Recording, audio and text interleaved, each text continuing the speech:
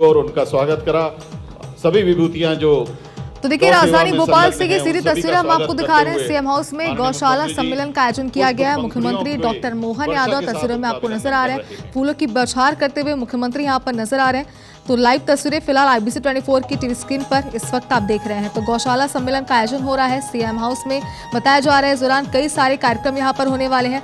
राजधानी में प्रदेश स्तरीय गौशाला सम्मेलन आयोजित हो रहा है। यह सम्मेलन मुख्यमंत्री निवास में है। इस सम्मेलन में प्रदेश की सभी सरकारी और गैर सरकारी गौशालाओं का संचालन करने वाली निजी संस्थाओं के प्रतिनिधियों को भी बुलाया गया है। आपको बता दें कि आज ये आयोजन बेहद खास, बेहद महत्वपूर्ण माना जा रहा है, क्योंकि सम्मेलन में प्रदेश की सभी सरकारी और गैर सरकारी गौशालाओं का संचालन करने वाली जितनी भी निजी संस्थाएं हैं उन सभी के प्रतिनिधियों को भी यहां पर बुलाया गया है। कई सारे कार्यक्रम होंगे, ये भी जानकारी सामने आ रही है। तो फिलहाल लाइव तस्वीरें इस वक्त IBC 24 पर आप देख रहे हैं। सज्जनों, माननीय मुख्यमंत्री जी मंच पर पधार रहे हैं। माननीय मुख्यमंत्री जी से विनम्र आग्रह है, माननीय मुख्यमंत्री जी तथा सभी माननीय मंत्रीगण मंच पर आ गए हैं। आपसे विनम्र आग्रह है कि आप अपने करकमलों से दीप प्रज्वलित कर कार्यक्रम की शुरुआत करें। कार्यक्रम में माननीय मुख्यमंत्री जी डॉक्टर मोहन यादव जी उपस्थित हैं। माननीय सांसद खजुराहो एवं प्रदेश भाजपा अध्यक्ष श्री विष्णुदत्त शर्मा जी, माननीय मंत्री महोदय खेल एवं युवा कल्याण सहकारिता विभाग मध्य प्रदेश माननीय श्री विश्वास कैलाश सारंग जी, माननीय मंत्री महोदय स्वतंत्र प्रभार पशुपालन एवं डेयरी विभाग मध्य प्रदेश श्री लखन पटेल जी, सभी के कर कमलों से ये कार्यक्रम आरंभ हो रहा है। शुभं करोति कल्याणं आरोग्यमधन संपदा दुष्टबुद्धि विनाशाय दीपज्योति नमोस्तुते दीपज्योति नमोस्तुते दीपज्योति नमोस्तुते।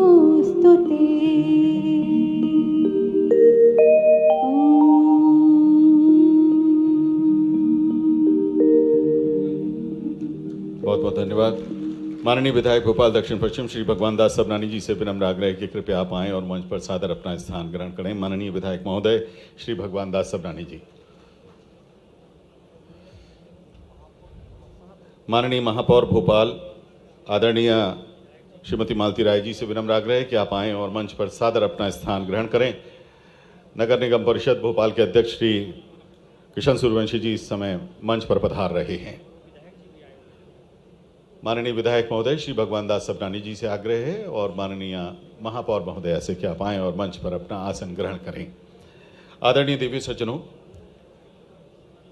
राज्य स्तरीय गौशाला सम्मेलन में आज माननीय मुख्यमंत्री महोदय के निवेदन को स्वीकार करके आप इस खचाखच भरे सभागार में उपस्थित हैं। प्रदेश के कोने कोने से माननीय मुख्यमंत्री जी की ओर से आप सभी का उनके घर में बहुत बहुत स्वागत, बहुत बहुत अभिनंदन। आप भी उनके घर में उनका ही स्वागत और अभिनंदन अपनी जोरदार तालियों से करिए। हमारा परम सौभाग्य है कि माननीय मुख्यमंत्री डॉक्टर मोहन यादव जी के साथ मंच पर आसीन हैं माननीय सांसद खजुराहो एवं प्रदेश भाजपा अध्यक्ष श्री विष्णुदत्त शर्मा जी, माननीय मंत्री खेल एवं युवा कल्याण सहकारिता विभाग आदरणीय श्री विश्वास कैलाश सारंग जी, माननीय मंत्री स्वतंत्र प्रभार पशुपालन एवं डेयरी विभाग श्री लखन पटेल जी, कृषि उत्पादन आयुक्त मध्य प्रदेश श्री अशोक बंडवाल जी, प्रमुख सचिव मध्य प्रदेश शासन पशुपालन एवं डेयरी विभाग श्री उमाकांत उमराव जी।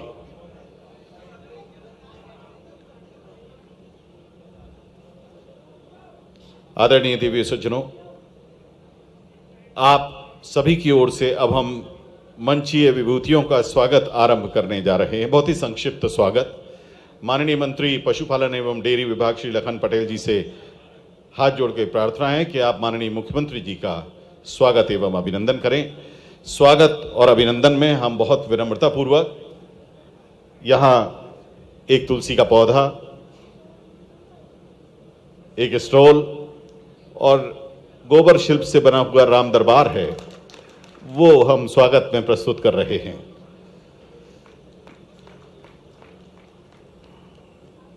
ये राम दरबार, ये गोबर शिल्प से बना हुआ है। माननीय मंत्री महोदय पशुपालन विभाग श्री लखन पटेल जी से विनम्र आग्रह है कि आप माननीय सांसद एवं प्रदेश भाजपा अध्यक्ष श्री विष्णुदत्त शर्मा जी का आप स्वागत करें।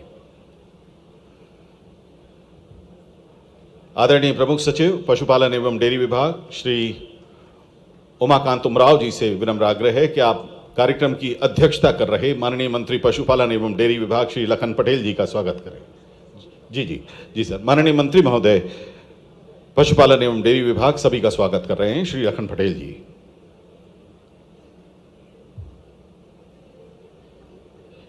स्वागत माननीय मंत्री महोदय खेल एवं युवा कल्याण तथा सहकारिता विभाग श्री विश्वास कैलाश सारंग जी का।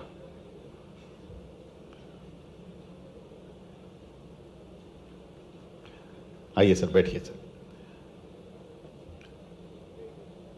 प्रमुख सचिव महोदय श्री उमाकांत उमराव जी से विनम्र आग्रह है कि आप माननीय मंत्री महोदय श्री लखन पटेल जी का स्वागत करें।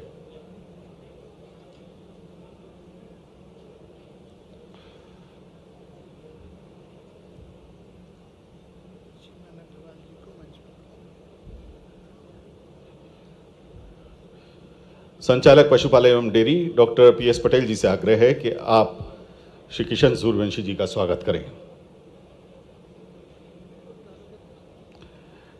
विनम्र आग्रह आदरणीय श्री चिमन भाई अग्रवाल जी से कि आप आएं और मंच पर सादर अपना स्थान ग्रहण करें। हम माननीय मुख्यमंत्री जी के सामने ये विनम्रतापूर्वक ज्ञापित कर रहे हैं कि 9 अप्रैल 2024 से 12 अप्रैल 2025 तक प्रदेश भर में मनाए गए गौवंश रक्षा वर्ष के दौरान विश्व के प्रथम गौ अभ्यारण्य सालरिया में पूरे वर्ष भर चले आयोजनों का व्यय वहन करते हुए गौ माता की सेवा का पुण्य लाभ आदरणीय श्री चिमन भाई अग्रवाल जी ने अर्जित किया। हम उन्हें आदर के साथ मंच पर आमंत्रित करके सुशोभित कर रहे हैं और हमारे बीच में उपस्थित प्रबंध संचालक मध्य प्रदेश कुक्कुट विकास निगम डॉक्टर राजू रावत जी से निवेदन है कि आप आदरणीय अग्रवाल जी का स्वागत एवं अभिनंदन करें। प्रबंध संचालक महोदय स्वागत करेंगे। मंच पर अभी अभी पधारे हमारे बीच में उपस्थित श्री चिमन भाई अग्रवाल जी का।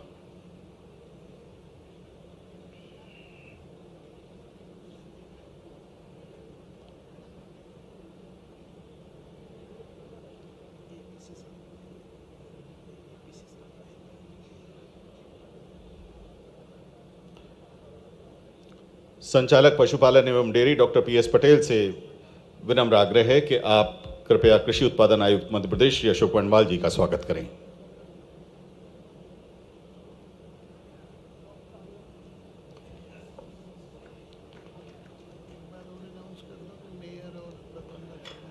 आदर के साथ निवेदन माननीय विधायक महोदय श्री भगवान दास सबनानी जी तथा माननीय महापौर भोपाल श्रीमती मालती राय जी, आप आएं और मंच पर सादर अपना स्थान ग्रहण करें। बहुत बहुत धन्यवाद। आदरणीय देवियों सज्जनों, स्वागत उद्बोधन के लिए विनम्र आग्रह प्रबंध संचालक मध्य प्रदेश गौ संवर्धन बोर्ड डॉक्टर पीएस पटेल जी से।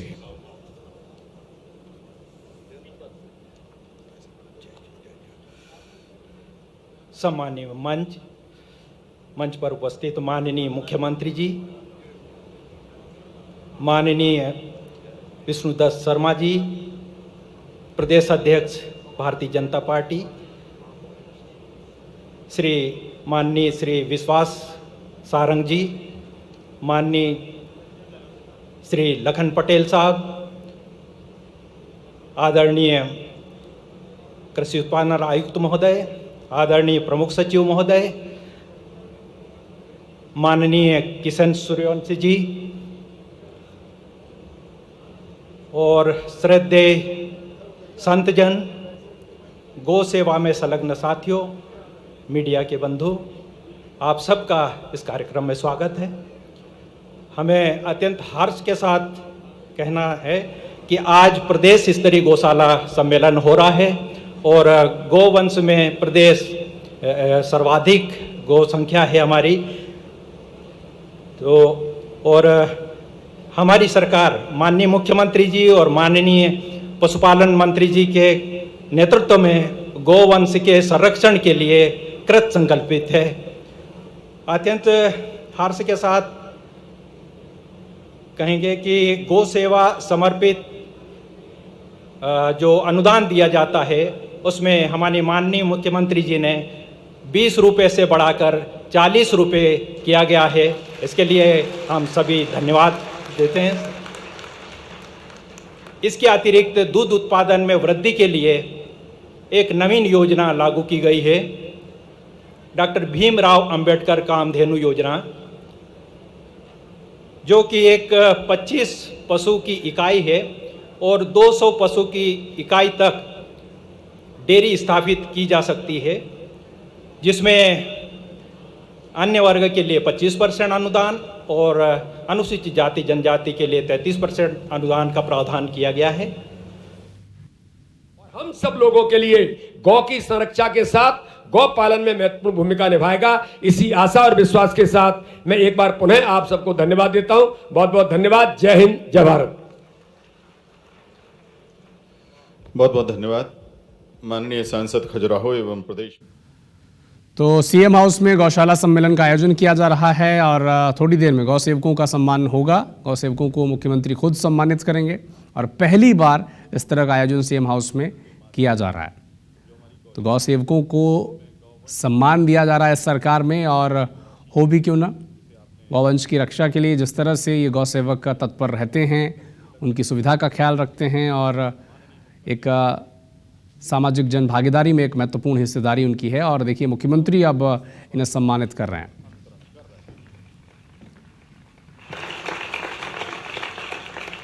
तो देखिए आंकड़ों के साथ बहुत बहुत धन्यवाद माननीय मुख्यमंत्री जी।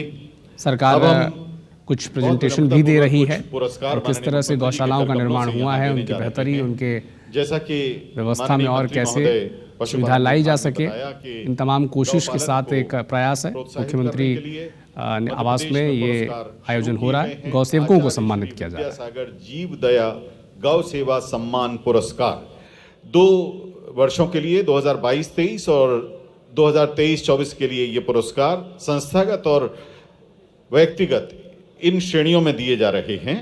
हम बहुत आदर के साथ अब संस्थाओं के प्रतिनिधियों को पहले आमंत्रित करेंगे, जिसमें प्रथम, द्वितीय, तृतीय पुरस्कार होंगे।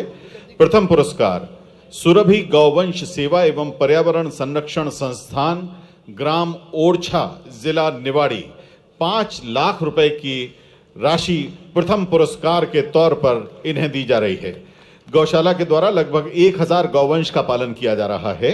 गौ सेवा के साथ मध्य प्रदेश मूल उन्नत गौवंशीय नस्ल केन कथा के संवर्धन एवं संरक्षण का कार्य भी इस गौशाला में किया जा रहा है। संस्था के द्वारा गौ एम्बुलेंस भी संचालित की जा रही हैं। शासकीय अनुदान के अतिरिक्त कुल व्यय की 80% राशि दान के रूप में समाज से और पंचगव्य उत्पादों के विक्रय से एकत्रित की जाती है। सुरभि गौवंश सेवा एवं पर्यावरण संरक्षण संस्थान को 5 लाख रुपए का पुरस्कार 2022-23 के लिए संस्थागत श्रेणी में। द्वितीय पुरस्कार 3 लाख रुपए का श्री कपिला गौशाला, ग्राम रत्नाखेड़ी, उज्जैन। 3 लाख रुपए के पुरस्कार के लिए श्री कपिला गौशाला, ग्राम रत्नाखेड़ी के प्रतिनिधि उज्जैन से पधार रहे हैं। वर्तमान में गौशाला में लगभग 1824 गौवंश का पालन किया जा रहा है तथा गौशाला में वर्णित देशी गौवंशीय नस्ल मालवी के संरक्षण के साथ हरे चारे का उत्पादन, पंचगव्य गौमूत्र औषधि निर्माण के साथ गौ उत्पादनों का भी विपणन किया जाता है।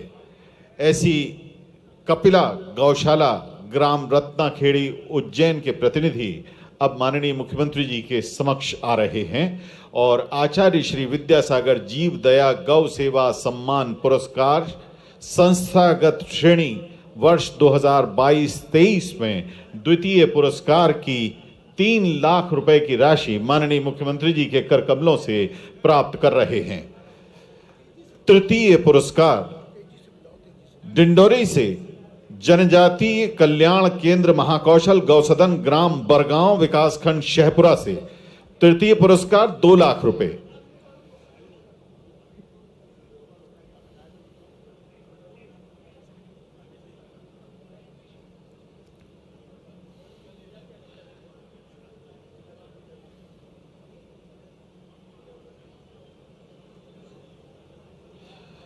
2 लाख रुपए के तृतीय पुरस्कार के लिए जनजाति कल्याण केंद्र महाकौशल गौसदन ग्राम बरगांव विकासखंड शहपुरा डिंडोरी सुदूर आदिवासी अंचल में गौसेवा का कार्य कर रही ये गौशाला हमारे जनजातीय समाज में गौपालन को बढ़ावा देने का कार्य कर रही है। गौशाला में निराश्रित गौवंश का पालन, वर्णित देशी गौवंशीय नस्ल का संरक्षण, लगभग 10 एकड़ भूमि पर चारा उत्पादन, पंचगव्य गौमूत्र औषधि निर्माण के साथ उत्पादों के विपणन जैसे कार्य किए जाते हैं।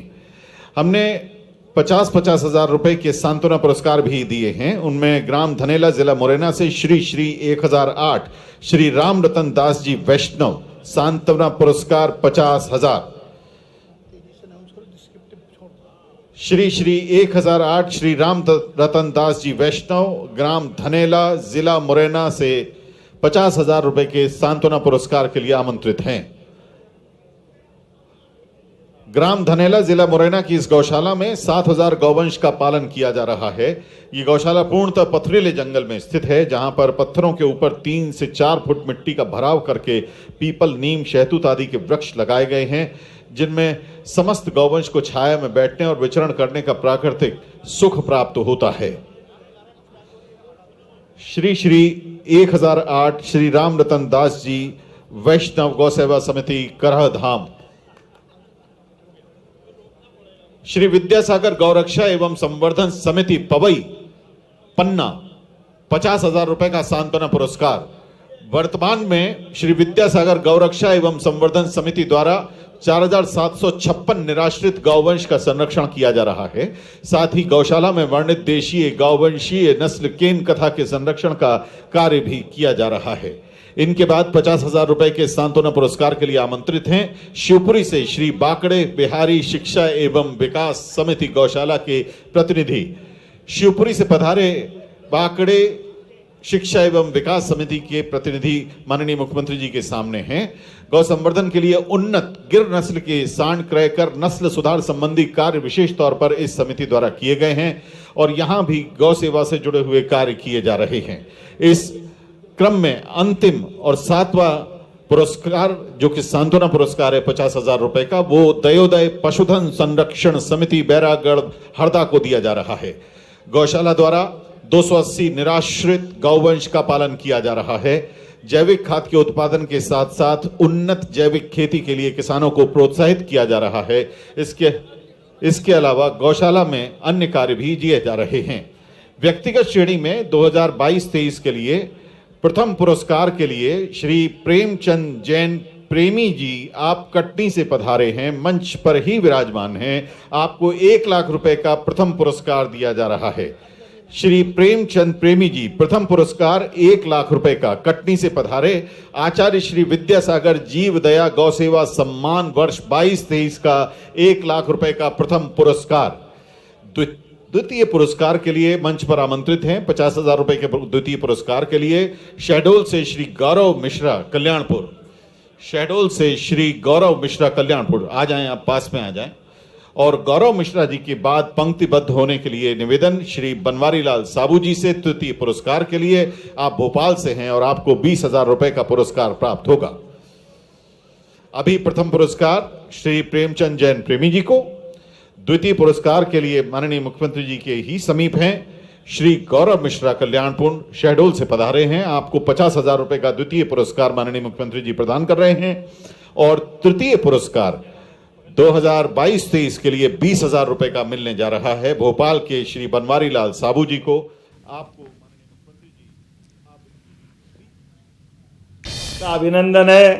और लखन भैया ने तो सच्चे अर्थों में अपने विभाग के साथ भी और काम के साथ भी एक अलग प्रकार का रिश्ता बनाया है। मैं आपका भी स्वागत करता हूं। इस मंच पर ही मौजूद माननीय भगवान दास सबनानी जी, कैसा सुखद संयोग है। मंच पे लोग देखो, सारे मंत्री विधायक सबके नाम देखो तो भगवान से जुड़े हुए हैं। आप बताओ, विष्णु भगवान बोलते ही हमारे प्रदेश अध्यक्ष की तरफ दिमाग जाता है। लखनलाल मतलब अपने आप समझ में आ गया, मेरा नाम आपको मालूम ही है। और इधर से देखो भगवान दास, तो सब में भगवान समाये हुए हैं। संत वृंद बैठे हैं, हमारी मालती राय जी, महापौर जी और किशन, फिर वही भगवान कृष्ण का नाम आ गया। तो ये जो हमारे लिए संयोग ऐसे, जैसे परमात्मा की जब कृपा होती है तो चारों तरफ से होती है, कहीं से कोई छूटता नहीं। ऐसे ही गौ माता का समय आया, पहले तो पूरे मंच के लिए जोरदार अभिनंदन करें और सारे संत वृंद के लिए भी। और सच्चे अर्थों में ये जब मैं अपने आप में मैं खुद उस तरह से देखता हूं, मेरे से पत्रकार ने भी पूछा तो मैंने कहा बोलिए कोई तकलीफ नहीं है। उन्होंने कहा जिनके घर गाय वो गोपाल, और जिसके घर गाय है तो वो गाय वाला कहलाता कि नहीं कहलाता। तो इतने सारे गाय वाले बैठे, जोरदार अभिनंदन करो अपने आप के लिए भी। आज बदलते दौर में परमात्मा की कृपा से मध्य प्रदेश की धरती पर हमारा सौभाग्य है। ये मुख्यमंत्री निवास तो भले ही है, लेकिन सच्चे अर्थों में ये हमारे आप सब गोपालों का निवास है। मैं आपका स्वागत करता हूं, आपका अभिनंदन करता हूं, और केवल आपको यही नहीं रोक रहा हूं, आपके अपने घर, आपके अपनी गौशाला, जहां जहां गौ माता है वहां वहां हमारा तो ऐसा माना जाता कि 33 करोड़ देवी देवताओं का वो निवास हो जाता है, वो तो स्वर्ग समान हो जाता है। धरती पे स्वर्ग कहां, जहां गौ माता और गोपाल वही स्वर्ग है, उससे बड़ा कौन सा स्वर्ग का स्थान होगा। परमात्मा की कृपा से हम सब इस बात को महसूस करते हैं, धीरे धीरे करके दुनिया भी जानने लगी है भारतीय गौवंश की गौ माताओं का, उनका जो अपना अलग अलग परिस्थिति के साथ तादाद में बिठाते हुए भगवान का विशेष आशीर्वाद हमारे गोवंश गौ माता के साथ है।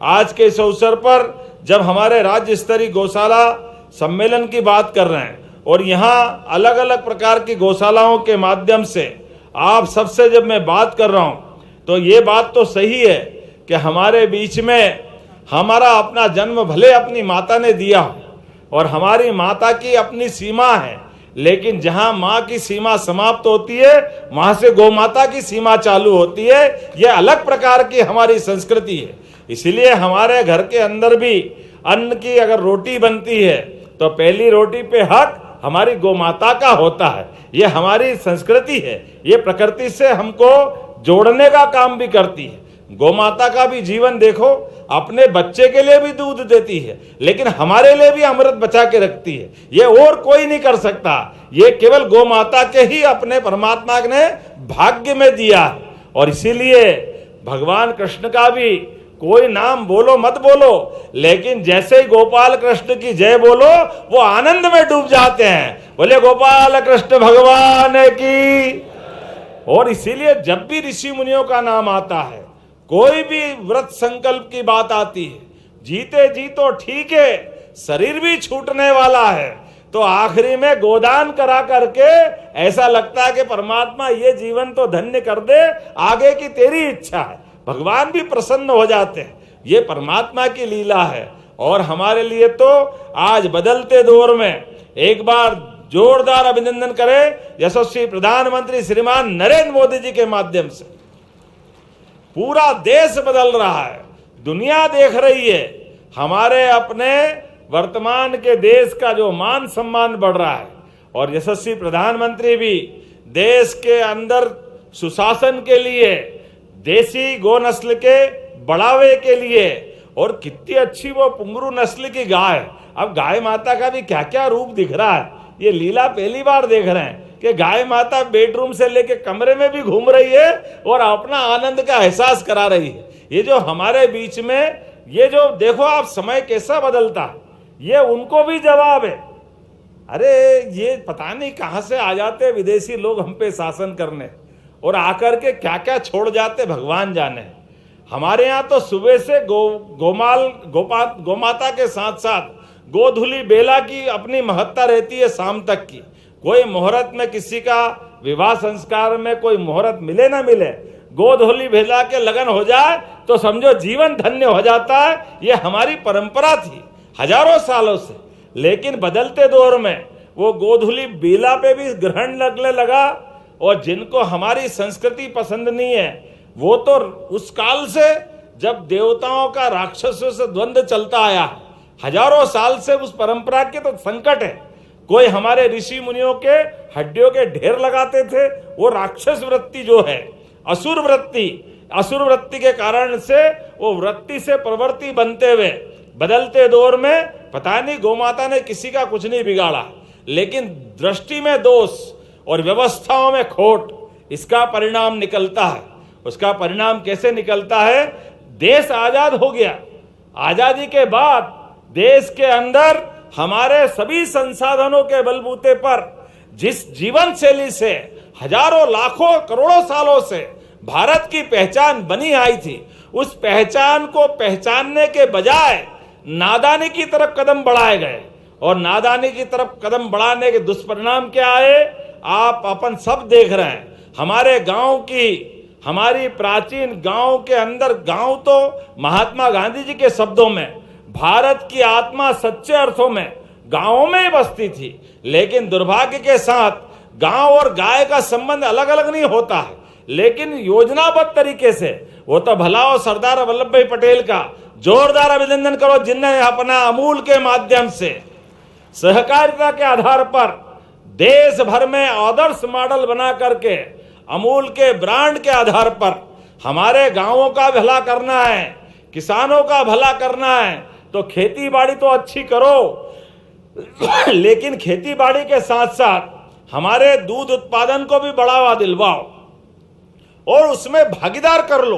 फसल तो आएगी 1 महीने, 3 महीने, 6 महीने, अलग अलग सीजन में, लेकिन रोज नगद अगर कहीं होता है तो दूध उत्पादन के माध्यम से होता है। इसलिए अमूल का प्लांट कितना जबरदस्त रूप से बना करके चलाया, हम जाने अनजाने उसमें से सरदार वल्लभ भाई पटेल का और उन नेताओं का नाम गायब कर देते हैं, और जिनको अपन ने नौकरी से रखा उनकी बात करने लग जाते हैं।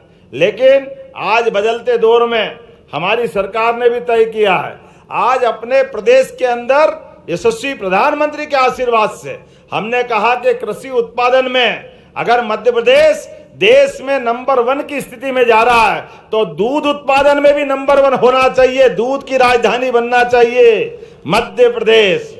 अरे अपने इस प्रदेश के ऊपर परमात्मा ने सब पे कृपा की है।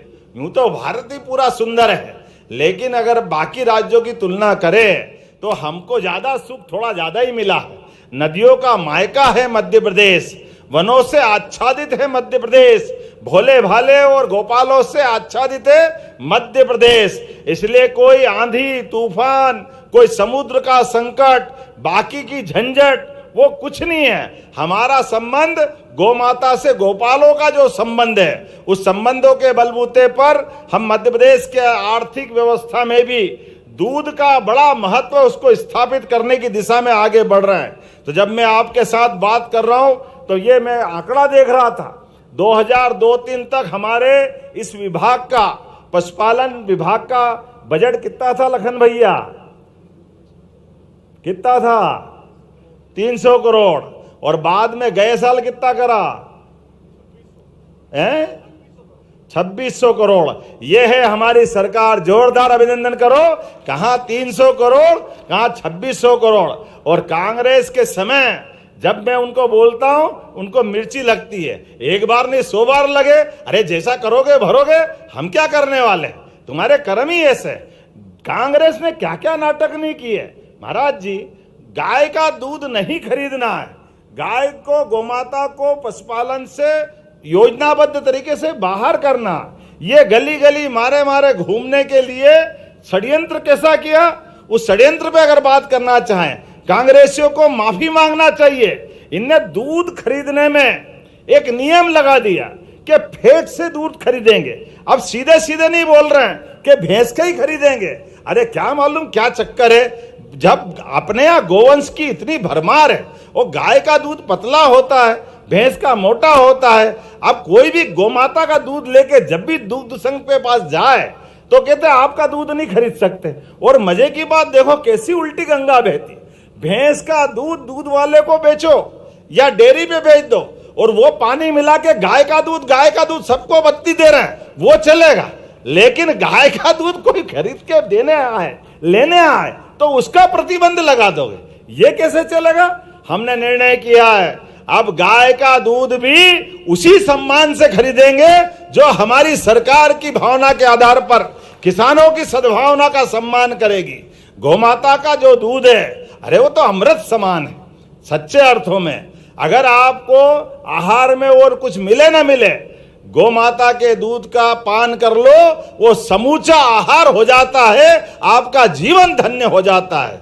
जब हम इस दिशा में आगे बढ़ रहे हैं तो आज अपने गोवंश संरक्षण की बात भी करेंगे और संवर्धन के साथ साथ प्रदेश सरकार के अंदर गौ सेवा पालकों का सम्मान करते हुए अलग अलग प्रकार के गौशाला संचालन के सभी प्रकार की योजनाओं का एक साथ हम अपने इस विभाग के माध्यम से आधुनिक समय की दृष्टि से जोड़ करके बढ़ रहे हैं। जब हमने गौशालाओं की बात की है तो गौशाला आजकल हाईटेक गौशाला, एक अंग्रेजी का शब्द बढ़ गया। वो अंग्रेजी के शब्द बढ़ने में हाईटेक शब्द का मतलब क्या हो गया? अरे आप गाय माता के आधार पर केवल गौशाला में दूध उत्पादन जरूरी नहीं है, दूध उत्पादन तो चाहिए ही चाहिए, लेकिन दूध उत्पादन के साथ साथ सीएनजी गैस बना सकते हैं, प्राकृतिक खाद बना सकते हैं, गोमूत्र की बहुत सारी दवाइयां बना सकते हैं। अरे एक गोमाता और 1000 प्रकार के रास्ते, जिस भी रास्ते से देखोगे, हर रास्ते से व्यक्ति के जीवन में एक अलग प्रकार का आनंद, एक अलग प्रकार का सहयोग का रास्ता खुलता है। और सरकार का मतलब ही है, सरकार का मतलब व्यक्ति के जीवन में कष्ट, गरीबी, परेशानी से निजात और सुख की समृद्धि का मार्ग खुले।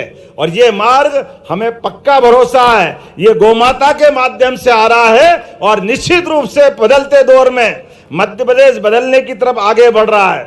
आज जब यहाँ हम गोमाता की बात कर रहे हैं तो हमारे माध्यम से जब मैं यहाँ अलग अलग लोगों को पुरस्कार दे रहा था और जानकारी भी ले रहा था तो ध्यान में क्या क्या आ रहा है, कितने प्रकार से और काम कर सकते हैं। आज हमने 20 रुपए से गोमाता का प्रति गोमाता की दृष्टि से गौशाला को स्वावलंबी बनाते हुए 20 का 40 रुपया मध्य प्रदेश सरकार ने ये बड़ी सौगात देने का काम किया है। गौशाला के लिए 40 रुपया महत्व नहीं है, लेकिन 40 से बड़ी हमारी भावना है कि हाँ हम इस बात को मानते हैं कि हाँ हमको गौशाला भाग भी बोला जाएगा। हमारे मंत्रालय से अगर गोपालन नहीं जुड़ेगा, गोपाल नहीं जुड़ेगा तो फायदा क्या है? विभाग के साथ हमारी जो मूल भावना है कि हाँ हम गोमाता के आधार पर इस विभाग का सम्मान देना चाहते हैं, तो इसलिए उस विभाग से बढ़ेंगे। और उतना ही नहीं, देसी गौशालाओं के अंदर अभी आपके माध्यम से दूध, सीएनजी, खाद, प्राकृतिक खाद, लेकिन अब जिनके घर में गोमाताएं हैं और गोपालन की हमारी जो योजना है, 25 से ज्यादा गाय के अगर 1 यूनिट मानते हैं तो 25% अनुदान, अर्थात 40 लाख की गाय अगर आप खरीद के लाओगे दूध उत्पादन के माध्यम से सरकार के लिए, तो सरकार आपको 10 लाख रुपए का अनुदान देगी। केवल 30 लाख लौटाना है, 10 लाख आपको सरकार के माध्यम से दिए जाएंगे, ताकि केवल गौशाला में नहीं, व्यक्तिगत रूप से भी लोग अपने घर में गाय पालन को प्रोत्साहन दे। और उससे आगे बढ़ करके अब हमने कहा कि जिन जिन के घर में गौशाला है और उनकी खेती बाड़ी है, अगर वो खेती करते हैं तो प्राकृतिक खेती के माध्यम से जो जो लाभ देने वाले हैं वो अपने घर के गाय के गोबर से, गोमूत्र से कीटनाशक बनाए, दवाई बनाए, खाद बनाए, सब प्रकार की व्यवस्था जुटाए। तो उसके लिए भी हमारी प्राकृतिक फसल खरीदने के लिए उनका पंजीयन करते हुए, ऐसे है ना वर्णवाल जी, प्राकृतिक खेती को बढ़ावा देते हुए हमारे उनको उसकी आय भी बढ़ाएंगे। अभी गेहूं बेचते 2600 रुपये क्विंटल और प्राकृतिक हो गया तो क्या क्विंटल मिलेगा? 4 से 5 हजार रुपये क्विंटल। तो आम के आम गुठली के दाम हुए कि नहीं? जोरदार अभिनंदन करो हमारी अपने प्रत्येक किसान की आय बढ़ाने के लिए। और केवल फसल में हमारी गेहूं और ये फसल नहीं, अगर बागवानी करते हैं, साग भाजी बेचते हैं और ऐसी जैविक खाद के लिए भी सभी प्रकार की फसलों के साथ हमारे लिए दैनिक जीवन में प्राकृतिक रूप से ये सारी फसलों को प्रोत्साहन देने के लिए हमारी इस योजना में आने वाले समय में कृषि विभाग को भी जोड़ करके आपके साथ आपकी जिंदगी में ये नया एक रास्ता खोलने का प्रयास करेंगे। जब मैं आपसे बात कर रहा हूं तो इसके साथ साथ आने वाले समय में और बदलते हुए खास करके हमारी गौशालाओं का प्रयोग भी बदला है। हमने जब योजना बनाई थी तो बड़ा डर लग रहा था कि हमारी योजनाओं के बलबूते पे गौशालाओं से काम चलेगा। डरा देते थे अधिकारी भी और जनता भी डरा देती थी। लाखों गौशालाओं की गौ माताएं गौशाला में नहीं है, सड़कों पे है। लेकिन 1 साल से भी कम समय हुआ है, एक तरह से क्रांति हुई है। अब बड़े बड़े नगर में भी, कहाँ ये उज्जैन, भोपाल, ग्वालियर ने तो गजब कर दिया। 9,000 से ज्यादा गौ माताएं है। और अभी भी कह रहे हैं महाराज जी, अपने प्रदेश के अंदर अगर राजमार्गों पे आवारा, लावारिस, बूढ़ी, अपाइज अगर गाय माता मिलेगी, उस गाय माता को ससम्मान हम गौशाला में पहुंचा करके गाय की भी जान बचाएंगे और अपनी भावना का भी सम्मान करेंगे। अरे गौ माता को कोई सड़क पे टक्कर मार जाए, वो बेजान जानवर तड़पता रहे, कितना दुख होता है। लेकिन ये कोई समझते नहीं है। कई बार नादानी में लोग बोल देते हैं, ये क्या हो जाता है बरसात में, न क्या हो जाता है। ये गाय को क्या सड़क पे पसंद आती कि सड़क पे बीच में वो बैठती है। कई बार तो इतना गलत शब्द भी बोलते कि बोलते शर्म आती है कि जान करते ये जो घटना घटती है, गौ माता की कई बार मृत्यु हो जाती है, गौ माता की कुछ घटना घट जाती है। हमने कहा भाई तुमने कभी गाय नहीं पाली और गाय का मनोभाव नहीं समझा, तुम ऐसी बात कर रहे हो। तो उन्होंने कहा क्या हो गया, क्यों बैठती गाय सड़क पे आकर के। हमने कहा बहुत सरल बात है, गौ माता भी हमारे समान संवेदनशील है।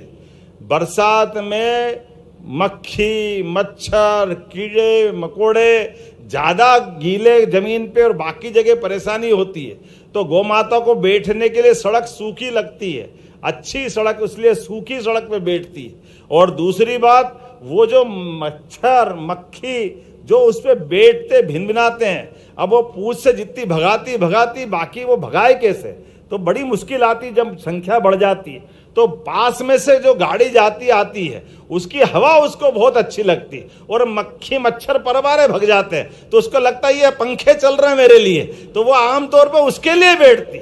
अब जो समझता है उसको तो समझ में आती, अब जिसको नहीं समझ में आए उसको उल्टा दिमाग जाता है। वो अपने कष्ट के निवारण के लिए सड़क पे बैठ रही है। ये हमारी कमजोरी है कि हमने उसको ऐसे छोड़ दिया है।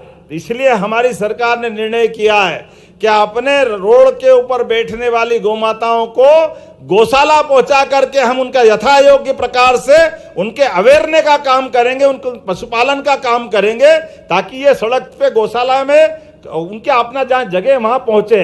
लेकिन उससे आगे बढ़कर भी अभी तो हमने कहा कि आप घर में पालो, यहाँ जो गौशाला है वो है, लेकिन इसी बजट में 30 गौशालाएं निकाली है कि आप 5,000 से बड़ी गौशाला अगर खोलना चाहते हो तो आपको उसके लिए भी 20 की बजाय 40 रुपया प्रति गौमाता देंगे, 125 एकड़ जमीन भी देंगे।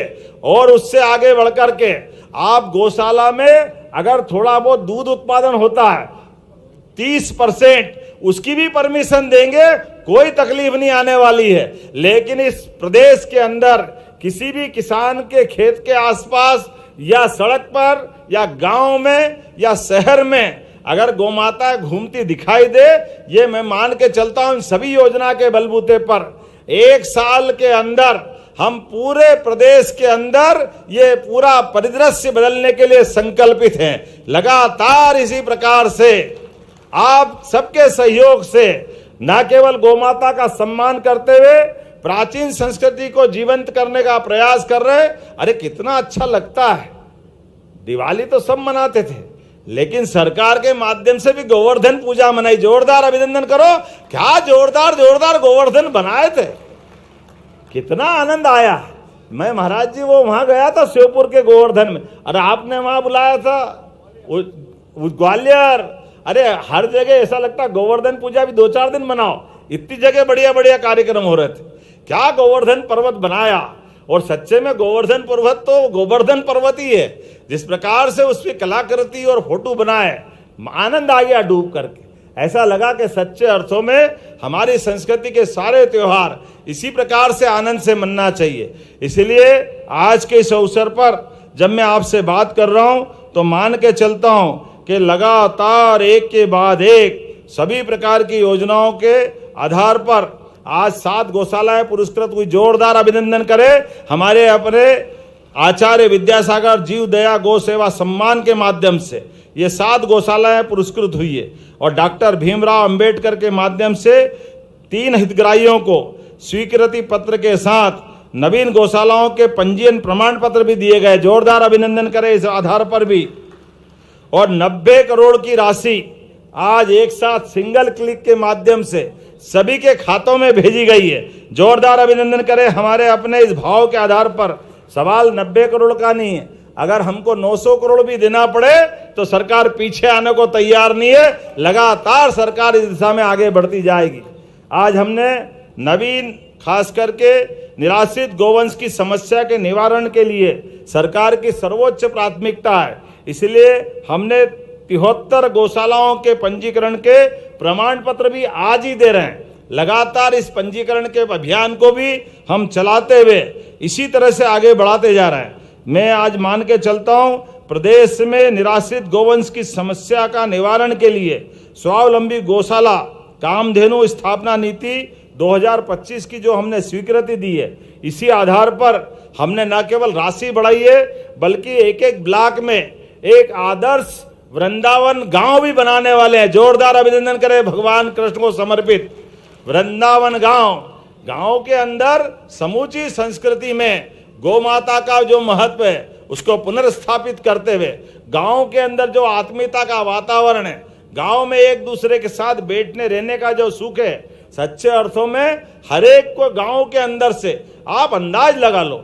अपने देश के अंदर कुपोषण की समस्या में हम कुछ भी करते रहे, कुपोषण की कठिनाई को दूर करना है। अरे जिसके घर एक गाय दूध वाली पहुंच जाए पूरा घर अपने आप में आनंद में डूब जाता है। गाय का कुपोषण दूध का मामला है, बच्चों को दूध मिल जाए, गर्भवती महिला को दूध मिल जाए, यही तो जरूरत पड़ती है, जिसमें संपूर्ण पौष्टिक सभी प्रकार के पोषक तत्व हैं, सभी विटामिन मिलते हैं। कहाँ अलग से कोई जरूरत पड़ती।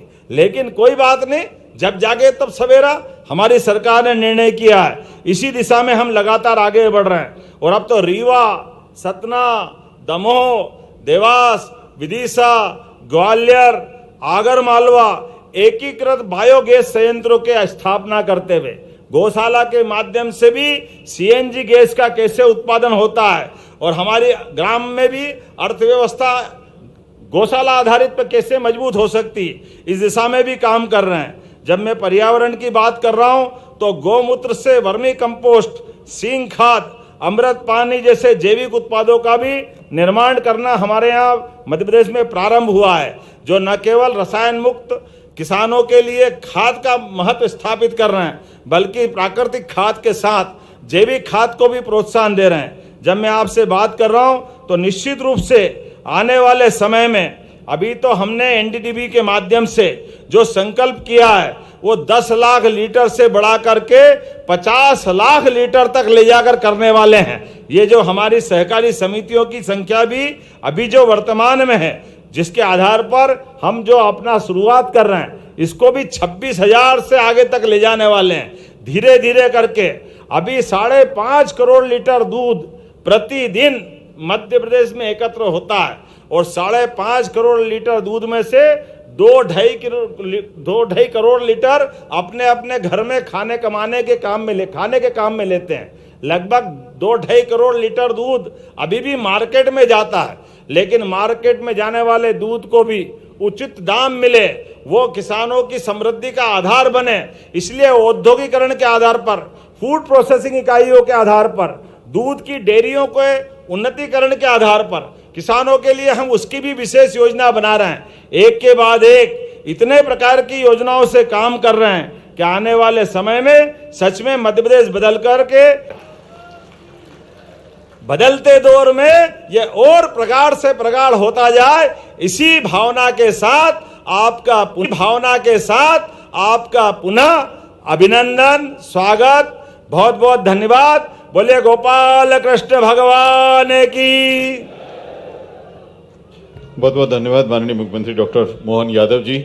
कुछ साथी आए हैं, माननीय मुख्यमंत्री जी का अभिनंदन करना चाहते हैं। श्री कैलाश यादव जी हैं, श्री कृष्ण गौशाला गसमानी विजयपुर श्योपुर से श्री संजय जैन साहब हैं,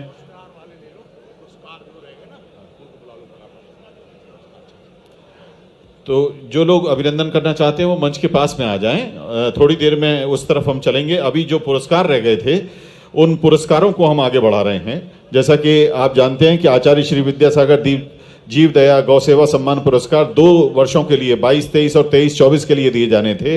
22